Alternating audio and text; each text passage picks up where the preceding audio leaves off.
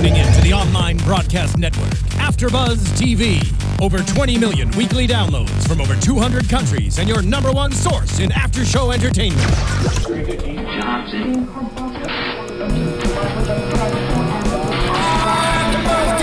AFTERBUZZ TV, the destination for TV superfans. Producing after-shows for over 300 of your favorite TV shows. Interviewing celebrities and showrunners. And bringing you behind-the-scenes exclusives. All thanks to E! Entertainment's Maria Menounos, producer Kevin Undergaro, and internet leader Akamai.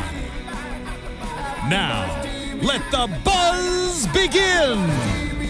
Hello, everybody. Welcome to Masters of Sax Recap, Episode 8, Mirror, Mirror.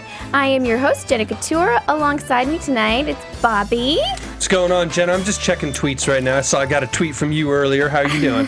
Good. It's just me and Bobby tonight. Everyone's like on vacation tonight, so. Roya's in Vegas. Do you do Snapchat? Because Roya does Snapchat. Did you get all of her snaps? I don't know how to use Snapchat. And I'm so embarrassed because I'm usually like technology savvy, but I don't know how to use Snapchat. Viewers at home, if you know how to use Snapchat, I am at Bobby DeMuro. Just my name on Snapchat. You can snap me. I did that on Kardashians a few weeks ago. You like snap other people? Yeah, you send Snapchats. You send pictures to people. Can everybody see it though? No. It's something you send. It's like a messaging service kind of for pictures. Oh, okay. It's great. Just my name, Bobby DeMuro. I did it on Kardashians a few weeks ago. Okay, got a ton of Snapchats from people. It's awesome. Oh, cool. Okay, I'm going to learn how to do Snapchats, you guys, and it's going to be Jenna Couture. And if that's not taken, Jenna M. Couture. So. Well, there you go. We'll just see about that. I'll be Snapchatting tonight.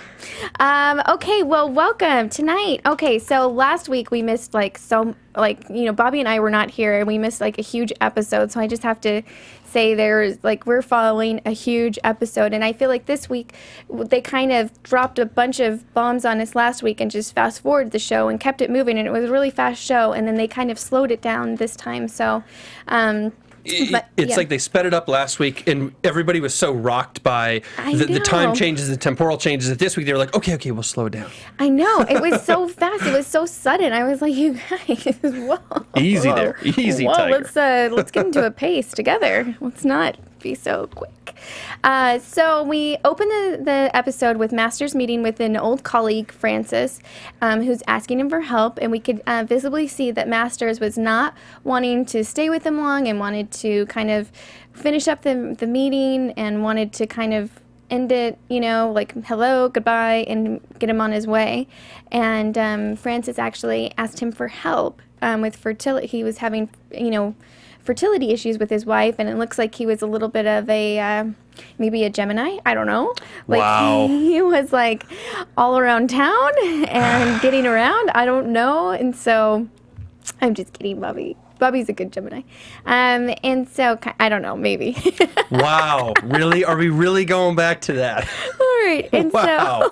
so then immediately after it goes into, and so it just touched on that, and then it goes right into Virginia talking about their rejected subjects. So she rejected 167 subjects because we found out last episode, they were spending too much money on subjects who were, premature ejaculators or men that were impotent. And so she tells him, that's a large number. Yeah, which is interesting. That's a third of their study, they said. I can't help but wonder, having never participated in a sexual study or had problems with either one of those things. Sorry, I'm just being honest. You can doubt me. But having never had problems with either one of those things, just being honest. Yeah. I can't help but wonder if part of those issues, both premature ejaculation and impotence, are caused by the study because it's a public thing. So maybe men get scared. Performance anxiety? Performance anxiety. Totally. And granted, from Virginia's point, who cares if it's caused by the study or not? If you do this, we still can't use you. Yeah, true. But those are still major groups that are part of the study. And I guess Virginia's feeling is these are people who are giving us worthless results, and we need to turn the results the other way. But it sure does exclude a lot of people. Sure does. And I'm glad that they're kind of taking a second look at those files and seeing what they can do, because there is those are some very serious issues that are still very prevalent till this day. And I know last week they were struggling with why Dr. Masters was seeing hookers in the alleyway. So we know that Masters hasn't slept with Libby or Virginia in over a year or a little more than that. And they were confused on that, why he was seeing a hooker. And it was because he is dealing with impotence, erectile dysfunction, ED, as one of our commenters on YouTube pointed out. And he was trying to see if there was any way to fix it on his own, and he was testing it out with hookers because he was embarrassed to let Libby or Virginia know that he was having this issue. And so weird that this is happening. And I don't want to get ahead of it, but I'll talk about it more later. Let me say something really quick about this, because I know this wasn't this week's story, but since we've both gone very quickly, this is where Bill's relationships, or lack thereof, bite him in the ass. Because Bill has been cheating on Libby. Or bite him in the front. Bill has been cheating on Libby, obviously with Virginia. Yeah. Bill and Virginia are in a weird relationship themselves. Bill has a lot of unhealthy stuff going on with both the women in his life sexually. And guess what? When you go impotent, when something happens, you don't have anybody to turn to, and you did it to yourself. You treated Libby in a way, you treated Virginia in a way, and you deserve it. Not the impotence, but if you were in a great relationship with somebody, if this happened to me, Jenna, if we're in an amazing relationship, we loved each other, we love each other, and this happened to me, I would come to you if we loved each other, and you would support me, and we would find something to do. But if we're missing to begin with, if I'm cheating on you, if we haven't had sex, if blah, blah, blah, I feel like I can't come to you, and I did it to myself. And that's what happened to Bill with that. Yeah, because he's struggling in both relationships. Absolutely. 200%. I love it. I love it. And then after that, we see, which is really interesting, we see Flo, Miss Packer, who is owner of Calometric. She is like playing a big role in this episode, so I don't know if something's coming up later, but she comes in to see Austin, and it seems like she's trying to sleep with him in some way, or trying to make some move on him. Hey, who's not? I know, he's a ginger. God bless. Oh, God bless him. And so, and then he makes a very vivid, he makes a marked point to say that he's really trying to stay out of trouble, and he really wishes he could start clean, and that's what he's going to do. So we'll see. And then we go to Betty, who's telling Masters that they're being audited, right? And they're being audited, and they're getting charged $4,000 in taxes. And she said that it could be avoided if they put their clinic together as a nonprofit, but they would need a board of directors. And so he was like, well, I'm going to meet with Libby. We're going to go meet with these people. And she's like, wait a second. Is Virginia going? And he was like, no. And she puts Virginia in there immediately. Which I have experience starting a nonprofit myself. In the 50s, it was very different. 50s, 60s was going to be very different from a couple years ago. But it takes a very long time to get IRS approval for a nonprofit. And if they haven't started the process yet, it's insane that they're going to do it before this tax bill is due. It's going to take 18 months. I did mine. It took 6 months. And I remember going to my accountant, and he was like, how did you get the approval in 6 months? He's like, it takes 2 years every time. And I'm like, well, is this a legit approval? He's like, yeah, run with it. Don't question it, run with it. But he's like, every time it takes 2 years for an approval. I don't know how you got it this fast, but go with it. Knowing that, I think this underscores just how bad Bill is not in the medical realm. He's a great doctor, we know that. He's a crappy husband, a crappy friend, a crappy business person, a crappy relationship in the office person. He's got karma stuffing right on top of him. Yeah, and this is just another thing. He's a crappy business person. And when you have former hooker Betty, who's running the show for you now, and she knows more than you do about this. No offense to Betty, she's very smart. But she's not a business person in the same regard. She's becoming a business person. She'll get there. But it's like, Bill, dude, you are so over your head on everything except the one clinical thing that you do well. True. And this underscores that point. In the 60s and 50s, I'm sure it didn't take 2 years for a nonprofit, but it still underscores that point of how over his head Bill is with all this stuff. And then he kind of says, oh yeah, we need a board of directors. Huh. Every hospital has a board of directors. You should have known something like that going in. True. I agree. I'm mad at him tonight. Oh, Can you tell? You fired up. I like it. I like it. I like it. Bobby with that itch tonight. And then we kind of flash to a sentimental moment with Lester, who is shooting a documentary for, he's shooting with Virginia and Dr. Masters. And he opens up about his father dying, and he kind of needs to make a eulogy. And I think this just I think they had this moment just to highlight for the 10,000th time that Virginia has like that personal touch where she's like, oh my gosh, take as much time as you need. Why don't you practice your eulogy with us? And just kind of she set the stone for him to open up later. Yeah. Okay. And so that was cool. And then we shoot to the dinner, and we see Libby and Virginia at dinner with the potential board of directors, and with Virginia there, which was helpful. And it was kind of like, it seemed to me that Virginia and Masters were just like totally simpatico. They were just bouncing off each other. She would start, he would start, he would start. Not only that. Yeah. Libby had no idea they'd been audited and learns it at the dinner. I know. I mean, I really feel for Libby. And I feel like she's going to start asking a lot more, you know, she starts this, you know, without getting too far ahead, you know, I just feel like she's going to start, I mean, it's wearing on her. And you can tell. I mean, last episode, she was standing up for herself more. She was argumentative with Bill. I mean, we're seeing shades of Libby just getting so frustrated with this. We're seeing the tension build. And so we'll see how they choose to wrap up the season with that. And then we have Masters meets very early in the morning with Francis and his wife. And Francis, some reason, thinks that his infertility issues are due to his sickness, which is alcoholism. Weird, but Masters said that shouldn't impact it. And, you know, so they're having this meeting, and Masters is still trying to take some tests and pawn him off and get him to go. But he's, you know, he feels the rushness of it. Yeah. You know, which we learn later what actually happened. Spoiler alert, they may be related. But had now, no idea, did not see that coming. Now it makes sense, of course, why Bill's trying to kind of push him away. Go to this doctor, go get this test, go to this specialist, get away from me. Now we start to understand that at the end of the episode. Absolutely. And then we see Masters and Virginia start to talk about male impotence. So that seems to be their focus of what they're working on.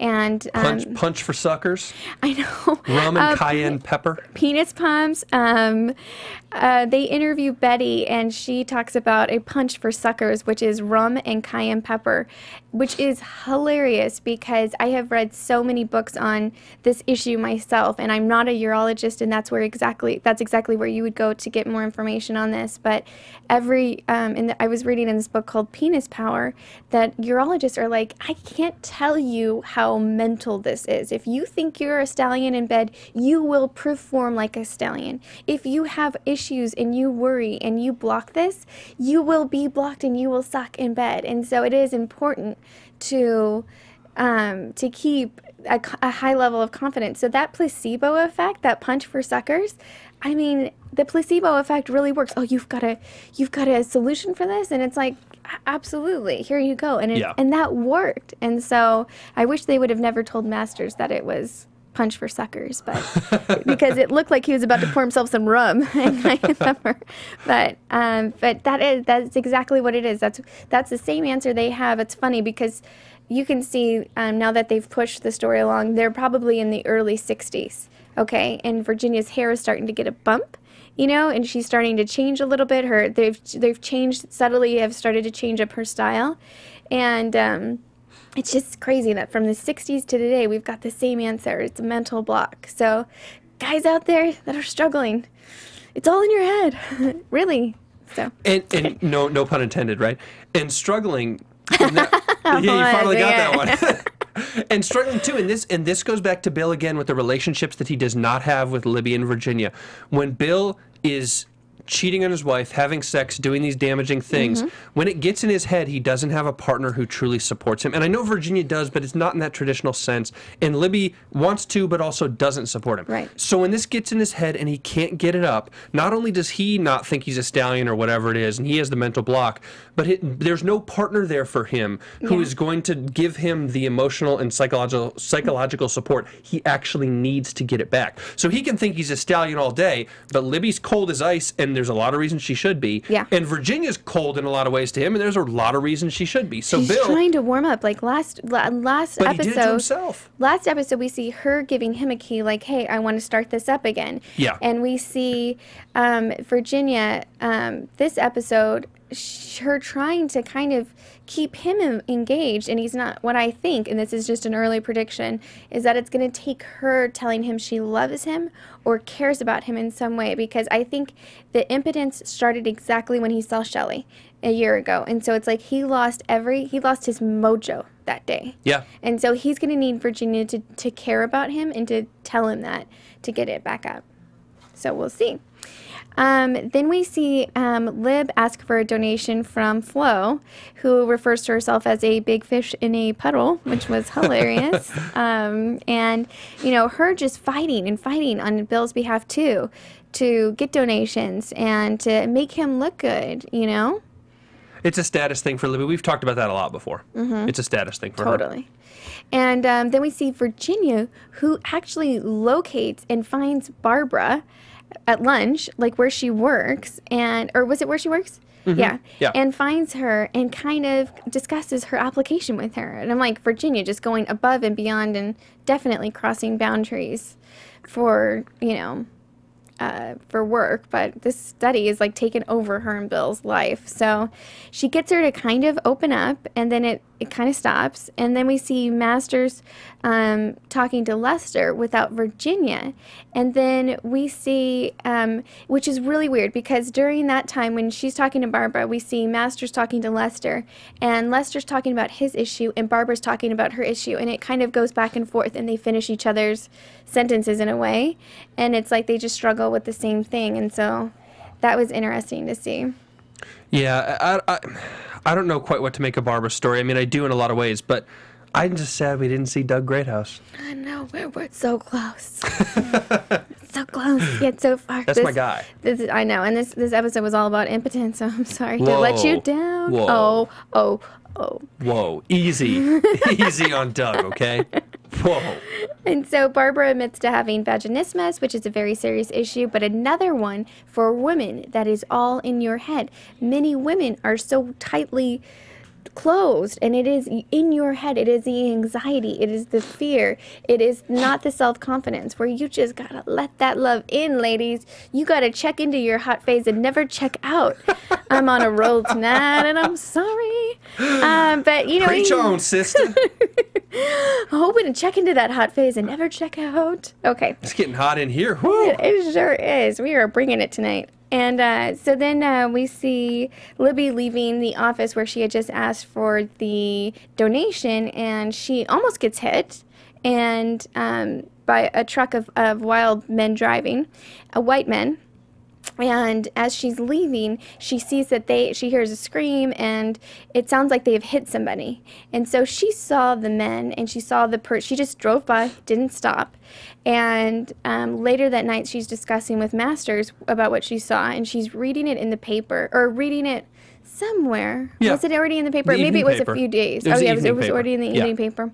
And she was just letting the casserole burn because she was so in tune with this. And so obviously we've got some foreshadowing for Robert, or, you know, just a distracted, heavy focus on issues, because she also sees Robert and they have a stare. And not only that, but this, what we learn later with Congress of Racial Equality and what's been going on with this guy, Leonard Gilroy, excuse me, this is a obviously very overt civil rights racial issue. We've had a ton of racial relationships, issues, whatever on the show. We've talked about them a lot. Not as many specific kind of civil rights era classic racial problems. And this was one. You drop CORE in here. CORE's a huge, obviously was a huge equality group in the 50s and 60s. And you kind of start talking about, not Martin Luther King, he was part of a different thing, but those kinds of people. You start talking about that kind of activism. That's a new thing for them to drop in, and kind of a new wrinkle is, how does whitewashed white woman, totally sheltered Libby get involved with this very overt race struggle, class struggle, civil rights issue on a grander scale? Not just the relationship with Coral or Robert that she had in the past, but on a truly societal scale. And so I really like maybe where this story goes. And I know you're a proponent of this story going to bed with Libby and Robert. I am a big fan and hopeful, very hopeful, although I really think it's going to happen, and not too soon, hopefully before the season ends. All right. I just feel it, you know, like a huge thing, you know, body language when you're dating and when you're reading people is eye contact, and how much you keep it, and that prolonged eye contact, and the more I stare at you and keep that, is an indicator of, you know, where I'm going with my eyes. Easy, man. I got a girlfriend, all right? Okay, I was just using Bobby as an example. You stay on that side of the table. Okay, so then we see that Robert actually takes it a step further and comes to visit Libby. And so she is having some issues and is waiting for a technician at Sears, for Sears to come over and help her. And she's waiting for the technician, tells him just to come in because she's anticipating him. It's Robert. He comes on and asking for her help because he was like, I know I saw you. And we're having trouble getting an investigation started because only Negroes are, have complained about this, and nobody, if we had somebody white, maybe they would help, they would start it. And she says she doesn't see anything. She didn't see anything. Which I'm so torn because I don't know why she's being so resistant to helping him. I don't know if it's because Robert's involved or... Do we know that she did see the license plate, though? That's the question. She could actually... I feel like she could at least identify someone or validate that it happened.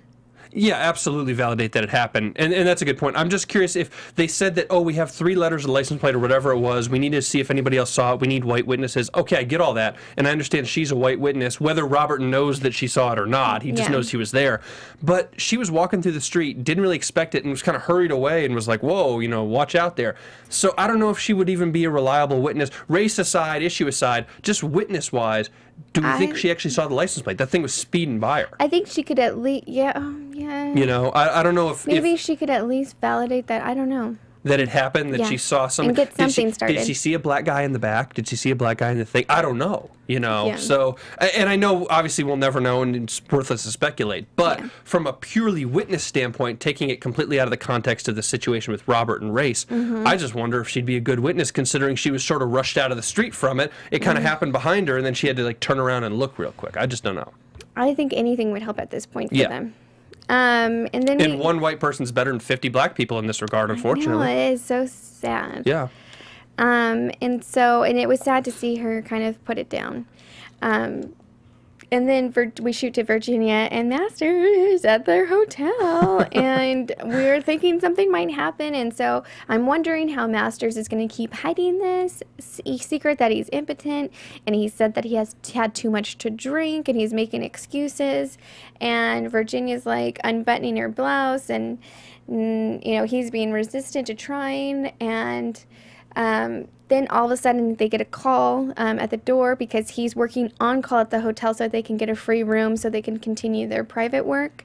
And a man happens to have eaten himself to death, which totally reminded me of Seven. Yeah. And it was just a really weird add-on. I don't know if that's going to come back later, but that guy just happened to be we find out later, the calometric spokesperson. So. Which is very interesting, of course, in and of itself. Yeah, I was like, maybe that Flo didn't know his size, or... Well, no, Flo definitely, I think, knew his size. And look at Flo's size. We know calometric's a bunch of crap. I know, but what's interesting is in the early 60s, they had black beauties, and speed was like a huge thing. So I'm like, maybe calometric was just that, and helping some women I don't know. It is pretty much, I would imagine. Yeah. Yeah. So then we kind of shoot over. So Masters actually gets saved by the death, I guess, of this poor guy. And we shoot over to Barbara, who is going over to Virginia's house in the middle of the night. Okay, totally crossing some boundaries, but then Virginia's crossed some boundaries too. And to tell her about, because she couldn't recall the person she had lost her virginity to. She had somehow forgotten it. And we find out that she didn't forget it, but she had actually blocked and repressed the memory. And it happened to be her brother, which was so sad. And we, hear about her mother and how, like if God sees you, it will sicken him and it's a big sin. And how her mom actually walked in on her and her brother when they were at their spot because she was looking for them to go to dinner. And her mom, of course, never brought it up again, but just always looked at them with disgust because God had seen them. So, of course, that had made her vagina, shrivel up and tighten up and not let anything else happen because she had this immense guilt and shame on her from her childhood, which, and I couldn't really, I don't know, we talk about sexuality a lot when, brothers and sisters sometimes out of curiosity end up dabbling in something, but not to say that's incestuous, but that was absolutely incestuous. But on some sort of spectrum, sometimes explore at a young age, much younger than when they were. But but at that age, that's why sexuality is so important to talk to. So it's like when they're young, at any age, they don't fool around with each other, and that they're told that, you know, those parts are off limits, especially since they're family. Yeah. Especially, you know, with their age, it's completely off limits, you know, but that's why education is so important. But there's not a lot of education going on when Barbara's growing up. no, and that sucks. And so now she's just kind of shunned from like her family and just humiliated. And so, which inspires Virginia to go back to school because she really wants to help Barbara, but she can't. And so, and that's a bummer. And we see it goes right over to calometric. I don't know why this was like a theme in the show this time, but we see Dr. Langman, Austin, come in as their new spokesperson, which I honestly don't think could be a better spokesperson because he's so charming and great with ladies. So. And he's fake too. He's fake just like calometric. Yeah, and I'm thinking Match made in heaven. Yeah, I know. And I'm thinking that's, now that it's just like come to me, like light went off. That's probably why. Or maybe, I don't know. That makes me think maybe that was why Flo was trying to hit on him earlier to kind of maybe, you know, float the idea. Flo was floating the idea here to him earlier. But, I mean, she was so stuck on her last spokesperson before he died. I have no idea. But, anyways, I guess that's what brought those two together. And now he's a spokesman. And then we go to the ball. Was it the Veil Ball? Mm-hmm. The Veiled Prophet Ball. The Veiled Prophet Ball. And we see, you know, we see Libby and Bill and Virginia go as a, what is it, triumph, or I forgot what she called it, but as a threesome. And Libby kind of questions, she finally puts Bill, and she comes to kind of like, come on, like, level with me. Yeah. You know, where do I fit? Because for years it's been the study, and it's not me. And where do I fit in? And he goes, you're with me. As if that was, like, refreshing or, like, as if that's reassuring. enough. Yeah. For your identity. Your identity is tied to me. And he also kind of flinched when he said it. He was just kind of like, you know, like, he kind of was like, in that moment, I feel like he even knew, like, I know that's not enough. Not only that, but I think he flinched when he said it because he doesn't want to deal with it, which is why he's been avoiding it for years, which is why he's been doing what he does. Because to deal with it, it's difficult. And to deal with it, you have to take the time, the emotion, you got to open up. He doesn't want to open up. Yeah, he can't open up. So it's like, why would I open up with her? Just be with me. Stop being dramatic. You're with me. This is obvious. Let's not do this. But Libby's, if she hasn't already, is going to reach the big breaking point very soon. Yeah. So Bill's going to have to deal with it. And if he doesn't deal with it, Robert's going to deal with it. Hey-o. Oh, hey-o. Oh, I like that. And so that leads us right into Libby going to visit Robert. All right. All of a sudden, that, I think, preempts her to go see Robert for some reason. I don't know. I feel like the more she's realizing Bill's not there for her, the more she's going to maybe act out on her own and do her own thing. I don't know. And she should, because Bill's been doing his own thing. So, Libby, get yours, girl. Amen, girl. Get yours. it, honey. Hashtag get it, I don't know honey. how the whole open marriage thing works. Kind of creeped me out a little bit. But I know. You get yours, Libby. Do not resist. Yeah. Oh. You get yours. Get it, honey. Let's just make sure the kid's taken care of. That's all I'm saying. Yes, both of them now that they have two kids. So Libby goes to see Robert and tells him she's willing to help, which I think is awesome, and it made me love her a little bit more. And I do love Libby. I mean, I feel so bad for her. I feel like she's just a product of everything that's happening to her, and especially in that time, I feel like she's like super powerless. So that's I the get thing. it. Libby ran into a buzzsaw with Bill, with Virginia, with Bill and Virginia, with the hospitals, with everything. And Libby, who has lots of faults of her own and frustrates the hell out of us at times, in spite of all that, ran into something that there is no way she can control and no way she can beat. And that sucks. And she doesn't know the entirety of it yet. Even though she's learning it and has kind of learned it and is starting to learn more, she doesn't really probably know the entirety of what's going on, I don't think. Yeah. She's running into something she can't compete with. Yeah. So And she sees it. when you do that, what do? You either give up, you either fight and die in vain, Or you act out. or you act out and you start your own competition. Thank you for saying that. And that's maybe where Robert comes in, or something else like that. And I can tell Robert wants it. I can tell with those eyes and that stare. I know exactly what's going to go down. And it's going to, well, yeah. It's going to go down. It's going to go down, and we're going to see it. And it's going to be exciting. I am looking forward to it. I think I know what your prediction is going to be this week. Yeah, pretty much. And so then we go to Virginia, Virginia, who has given Barbara, a doctor, a psychotherapist, a psychologist referral, and Barbara is stunned that she's been passed off and she's upset, and so she walks out upset, and Virginia had already made her an appointment, and Virginia, we see, ends up taking the doctor's appointment with her story, with Barbara's story, and I'm thinking she's going to go try to tell this doctor what's happening to try to give Barbara advice, which is just crazy. Like, but I mean, it's coming from a good place, but it's insane. Because where does Virginia, between two kids to study, have time to like make up fake doctor's appointments? Yeah. You know? It's weird. It's a weird turn, but we'll see how this goes. Yeah. And then we see in the very last scene, Can we get to one point before the last scene that I just want to talk about that we brush by, but it's important? The idea of changing course on the study between data and just observing what happens to maybe a more psychological course like Virginia wants, to maybe a more course of treatment like what Bill's talking to Lester about. Oh, yeah. And that's going to be an interesting idea to see where the study goes. Excuse me.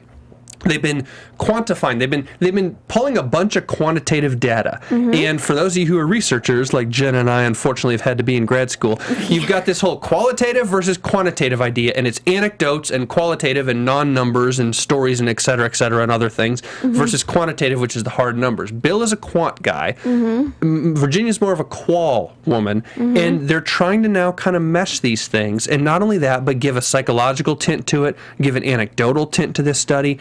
And what Bill said to Lester, beginning to explore the idea of intervention, changing the mission from just observation to observing and healing, which is an interesting dynamic that is going to continue on here. And I don't know what that means. I don't know how far they're going to go. I know what Virginia probably wants, but it's going to be interesting to see where, if this becomes more interviews. Think of Virginia interviewing Barbara in such depth about Barbara's sexual history. Yeah. Maybe there's a ton more interviews about anecdotal sexual history with every participant. Maybe we go deeper into these people. I don't know, but that's coming. Something like that is coming. It's going to be more qualitative, more interventionist, more seeking to heal, as opposed to just, hey, hit the stopwatch. When did they climax? It's more than that. Yeah. Well, and on that note, also, one of my favorite scenes, I don't know, or not one of my favorites, but one I kind of like this scene was while Lester was opening up to Masters, we see this couple in a prolonged session of missionary sex. Yeah. And I was just talking to Bobby, and I was like, how insane would that be to watch people, like really watch people have sex all day, like in an observational observational way. Jenna's dream job. I know. Bobby's like, insane in a great way or a bad way? And I was like, in a spectacular way. That's right, folks. Yeah. Yeah, I'm glad you gave out your Snapchat, Jenna. You're going to get a lot of good stuff. Oh my gosh. Bring it. No. And so our last scene is Francis tells Masters he's not going anywhere, and he kind of goes into this whole thing about how he was in plastic surgery, and even if you fix somebody's face, it doesn't fix them on the inside, and all of this. You hear that, Kim Kardashian? I'm sorry, go on. And Kim Kardashian's 100% real. Yeah, maybe like 58% real, but whatever. No judgy. We're not in the judging business. Oh, she flaunts it. Yeah. And so, anyways, we find out, big surprise, and I didn't see it coming, that Francis is actually Bill's brother, and that he wants his brother back and wants to rebuild a relationship. So poor Masters, last episode, gets hit with like his mother, popping up, and to find out that his wife has been deceiving him. Total betrayal. I feel like total grounds for divorce. Seeing his mom behind his back for a year, bringing their child around her, and then now his brother, it's like his whole past is haunting him, and he is just like, oh my God, when is it going to stop? And he's rejecting all of it. And it's not going to stop. He deserves to be haunted. He deserves what he's getting. You get back what you put out. I'm not going to talk about karma and energy in the world. Yeah, I'm judging. I'm crapping on him today. I feel like the need to defend him for some reason. Absolutely I don't know. Not. Absolutely not. I just love him, kind of. He's just such a weird guy. I don't know. He reminds me of my dad. My dad's kind of a social onion like that. My dad's never done any of that stuff, but he is kind of like socially awkward. I don't know how I came out so socially perfect. How did you turn out? Yeah, I don't know. Perfect's one way to describe you, Jenna. I'm like the only one that can handle my dad because he's so weird. I love him and his weirdness, though. I love weird, awkward people. So that was our show. I just want to say for news and gossip, for a few people that didn't know, I didn't know myself, that Masters is dating Sarah Silverman. Didn't see that coming. In real life. In real life. They're dating in real life. And she gave a shout out to him on at the Emmys because she won an Emmy and for like a variety skit or something like that. So no more Sarah Silverman and Jimmy Kimmel, huh? Yeah, that's finally over. And that's weird. No offense to Sarah Silverman. Funny. Honestly, pretty good actor on this series. I can't really imagine her dating anybody. She's kind of strange. She's not ugly. She's not gross. Yeah. She's just like so unique looking. Yeah, she was like, we're all molecules out here floating in outer space or something. It was strange, but you know, again, social onion. So I don't know. Hey, good for her. Yeah, get it, honey. And somebody criticized actually Michael Sheen on Twitter about dating her, and he goes, I can see by your sarcasm, by your amount of sarcasm that you have the right to judge the woman I love. And he totally stood up for her, and then it was like a Twitter war. So I Nothing like getting a Twitter war with a nobody. I know, and she had like 3 followers. I was like, oh. No, and don't waste the time. She's like, oh, I think I upset Michael Sheen. She's got like 80 tweets and like 3 followers. But that's okay, because everyone deserves their place in Twitter, and I love it. Everyone of them and all their weird things that they have to say. And then also, for anyone that does not know, Masters of Sex got renewed for season 3, so they can stop, jerking. I know sometimes if the writers don't know where the season's going. Stop jerking what, Jenna? They can stop jerking along the plot line. I feel like they did a little premature ejaculation with last episode, and then they had some little impotence this episode, and so it's like, where are we going? Are we speeding up? Are we going to do another premature, next time? Or I feel like we stalled a little bit this time. I don't know. I don't know where it's going. But anyways, those were just some tidbits. And then I think we'll get to predictions. Let's do it. Bobby, what do you think? And What's your call out? Are we going to see Doug Greyhound? Predictions. What do you think? We're not going to see Doug Greathouse. I don't see a situation in which we will. Maybe if Barbara keeps coming up, maybe something's going on with her and Doug or whatever. I know. So she was basically saying that they had sex anally, right? Yeah. Because the other, which is funny, kind of a little bit, because that hole is quite tight too. So you'd think if she got used to. Is it, Jenna? Oh. Well, I'm just saying. I've heard. You turned red real fast there. We're all adults here. We know. My prediction on this will be, where do I go? I don't want to take your Libby prediction with Robert, but it is looking really good. Thank you. I will really good at picking up vibes. Yeah, something like that. I will predict with. This is tough. Do your prediction. Let me think for a second. Do yours. I definitely see a prediction with one of my big predictions is that I think that Virginia is going to have to open up and emotionally get closer to Bill, and then she's going to be a penis whisperer and get his penis working again. I think that's going to be the big ta-da at the end of the season. It's like, oh my God, his penis works, and they're in love, and they've said it. Really? Yeah. That's a huge prediction. I'm sorry. It just... Okay. Premature. I just ejaculated all over. Then I'll predict opposing that. Okay. Because of opposing? Jeez. In a small way, because of something Virginia said today. Virginia talked about going back to school, accelerated program, and Bill was like, no, it's 4 years, 3 more years of grad school, hundreds of hours of practice. No, I'm losing you, no. I think it's more than the losing. I think Bill fancies himself as the alpha male and the top dog in a lot of ways, especially with women, not necessarily with men, but I think especially with women, he's like the top dog who controls Virginia, controls Libby, blah, blah, blah.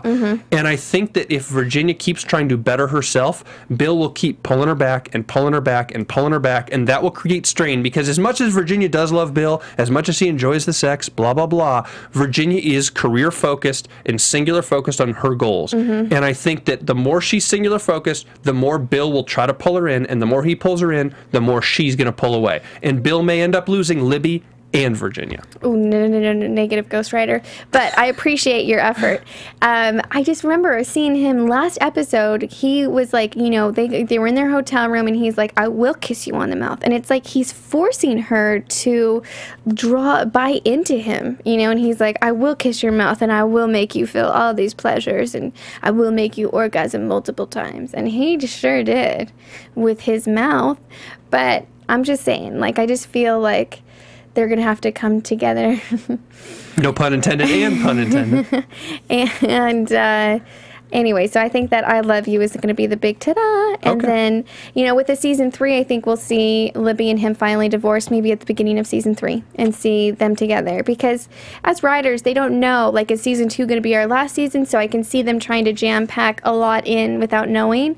And so, very interesting, and obviously I will definitely see Libby and Robert having some loving, and I can't wait to see her have like some crazy sex, like some passionate, like someone's present with you, you both are in your hot phase, everybody feels really great. I'm fired up. I can't wait. I want to know more about this hot phase I'm supposed to be in. Yeah, your hot phase.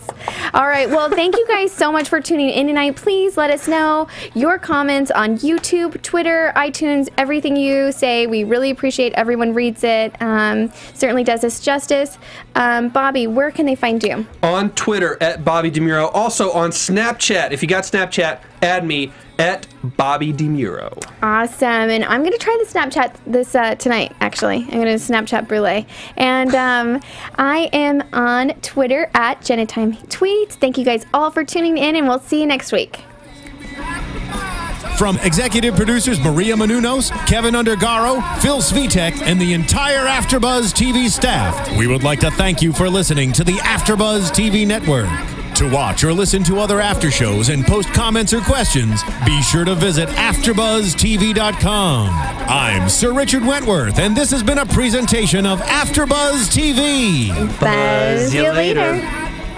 The views expressed herein are those of the hosts only and do not necessarily reflect the views of AfterBuzz TV or its owners or principals.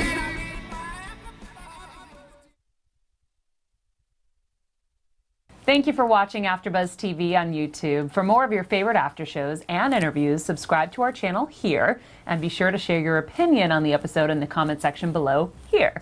We'd love to see what you guys are buzzing about. Thanks again. Buzz you later.